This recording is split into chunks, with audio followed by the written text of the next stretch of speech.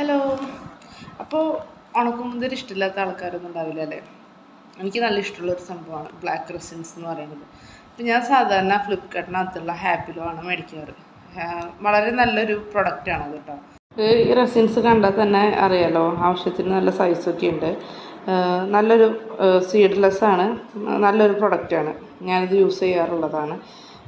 ഇതാണ് അതിൻ്റെ പാക്ക് എന്ന് പറയുന്നത്. അപ്പോൾ ഇതിനകത്ത് 0 കൊളസ്ട്രോളാണ്, അതുപോലെ തന്നെ ഷുഗർ ഫ്രീ ആണ്, ഫൈബർ 4% ഉണ്ട്, നാച്ചുറലാണിത്. പിന്നെ ഇതിൻ്റെ നമുക്ക് സിപ്പ് ലോക്ക് കവർ ആയതുകൊണ്ട് തന്നെ കണ്ടോ, സിപ്പ് ലോക്കാണ്. ഇതിനകത്ത് നല്ല ക്വാളിറ്റി ഒക്കെ ഉണ്ട്. സിപ്പ് ലോക്ക് ആയതുകൊണ്ട് തന്നെ നമുക്ക് എയർ ടൈറ്റ് ചെയ്ത് വയ്ക്കാനായിട്ട് സാധിക്കും.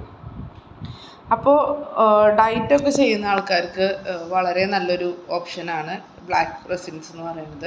നമ്മൾ തലേദിവസം വെള്ളത്തിലിട്ട് വെച്ചിട്ട് രാവിലെ കഴിക്കുകയാണെങ്കിൽ ഇതിനകത്ത് ഫൈബർ റിച്ച് ആയതുകൊണ്ട് നമുക്ക് വയറ് നിറഞ്ഞിരിക്കുന്ന ഒരു ഫീലാണ്.